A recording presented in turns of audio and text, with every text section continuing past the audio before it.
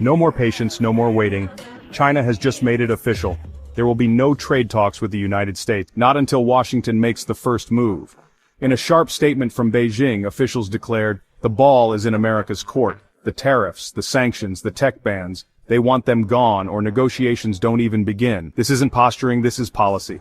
The era of back-channel diplomacy is over, and for the first time in years, China is refusing to blink first.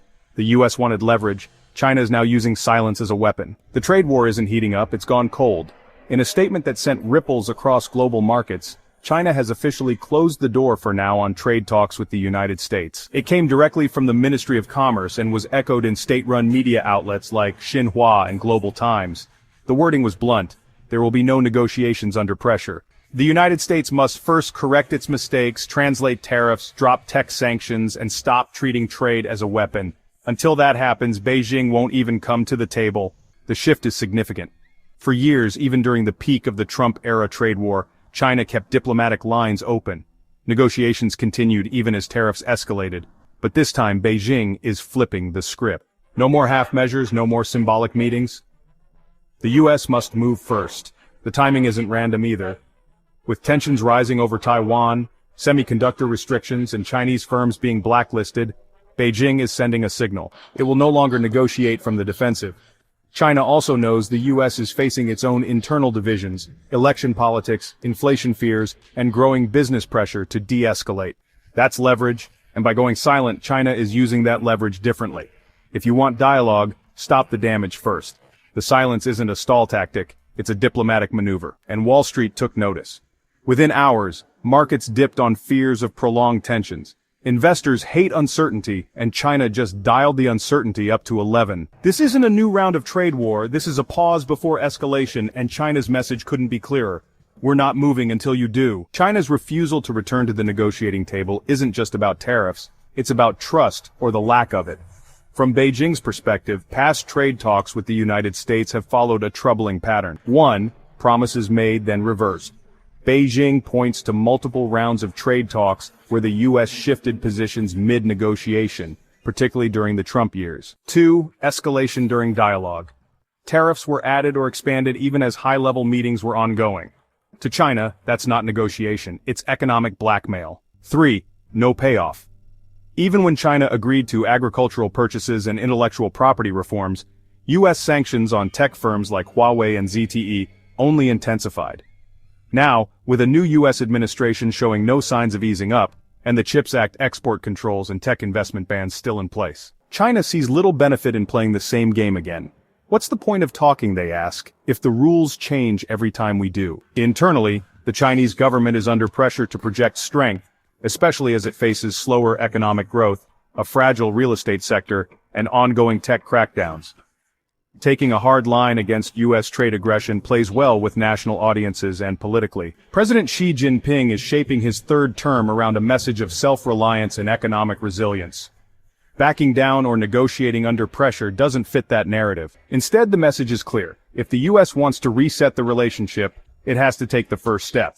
And unlike previous years, China can afford to wait. With rising trade ties across the global South, Russia and BRICS plus economies, it's no longer dependent on the U.S. for growth. Beijing is digging in, not just because it's angry, but because it's done being flexible. Beijing isn't staying silent for the sake of pride, it's laying out conditions. According to officials close to China's trade ministry and state media narratives, the message is crystal clear. We will not talk until there is movement from Washington. 1. Tariff rollbacks, not promises, action. At the top of the list is the removal, or at least reduction of tariffs imposed during the Trump administration. The so-called Phase 1 deal promised some easing, but much of it remained in place, especially on electronics, automotive parts, machinery, and consumer goods. China now demands those tariffs be lifted before talks can restart. 2. End to tech blacklists. The U.S. has placed dozens of Chinese companies, including Huawei, DJI, and AI firms like Senseim, on export control and investment restriction lists. These bans not only limit tech access, but also signal geopolitical hostility. 3. Diplomatic respect. Beijing is pushing back against what it sees as humiliation diplomacy, the public shaming of Chinese companies and aggressive posturing by U.S. officials. They want communication reframed as equals, not as adversaries or criminals. Recent efforts by the U.S. Treasury to limit American investments in Chinese semiconductor and biotech companies have also raised alarms. China wants those investment restrictions softened or scrapped entirely. 5. Room to grow trade independently. China's demanding that the U.S. stop pressuring allies like the EU, Japan, and South Korea to decouple from China or restrict joint tech ventures. In short, Beijing is not asking. It's setting terms. The message is, we won't return to a table built on ultimatums.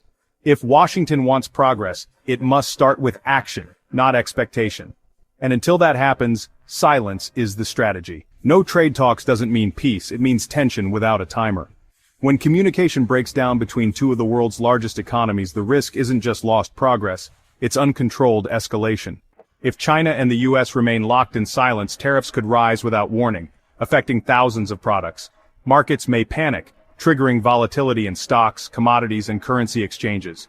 Supply chains could freeze, with companies unsure whether to invest, relocate, or pause production. Allied nations may feel forced to choose sides, creating deeper geopolitical divides.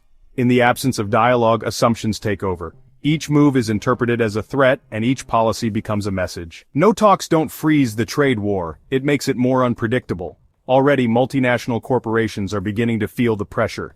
U.S. chip makers can't access key Chinese buyers. Chinese EV brands face more scrutiny in American ports. Global firms with dual exposure are recalculating risk. And if the silence continues, even regional allies like South Korea, Germany, and India may become collateral, caught in tech restrictions, tariff zones, and strategic hesitations. In diplomacy, talking is never weakness, it's insurance. But Beijing is done with empty talks, and Washington isn't offering movement. So what's left? Mutual silence and global uncertainty. And in today's fragile economy, that's not a delay, it's a warning. China's silence puts the ball squarely in Washington's court, and how the U.S. chooses to respond could shape the next decade of global trade. But, America's options are complicated. One is strategic patience. The Biden administration may choose to wait China out, betting that internal economic pressures in Beijing, like youth unemployment, property sector collapse, and slowing GDP, will eventually force them back to the table. But that strategy carries a risk prolonged uncertainty and missed opportunities for de-escalation. Washington could offer limited rollbacks, perhaps on tariffs tied to consumer goods or agriculture, without touching strategic tech bans. This would give China a symbolic win but keep core security controls in place. 3. Business-led diplomacy. U.S. companies like Apple, Boeing, and Tesla have a lot at stake. Washington may use corporate pressure and back-channel lobbying to re-engage China through economic pragmatism rather than public. 4. Double down. With elections looming, any move perceived as soft on China could backfire politically. The U.S. may instead choose to intensify sanctions and push allies to join in, portraying China's silence as aggression. But the stakes go beyond politics. Without dialogue, markets will suffer. Multinational companies will scale back investment plans, and both economies risk drifting into an entrenched economic Cold War. For now, Washington is watching and calculating. Does it wait or make the first move? Either choice is a gamble, but in this kind of standoff, waiting too long is its own kind of mistake. No bombs, no missiles. It's violence and strategy. That's how the new Cold Trade War begins. Not with tariffs or headlines, but with a refusal to talk with one superpower. China's move isn't loud, it's calculated. It's not escalation, it's detachment. A message to the U.S. and the world. We've stopped reacting, now you make the first move. This marks a new phase in U.S.-China relations, less about negotiation and more about positioning. Trade has become a battlefield of leverage, and communication was the last safety net. Now that net is gone, and global markets are suddenly exposed to every whisper, every rumor, every ripple in policy, supply chains won't collapse overnight, but investors, they'll hesitate. Companies, they'll delay expansion. Consumers, they'll feel it at the checkout line, quietly but constantly. And for diplomats, there's nothing more dangerous than a standoff with no deadline. Because when neither side talks and both sides prepare, what you have isn't a pause, it's a prelude. So while leaders remain silent, one truth is becoming clear: the Cold Trade War has already started.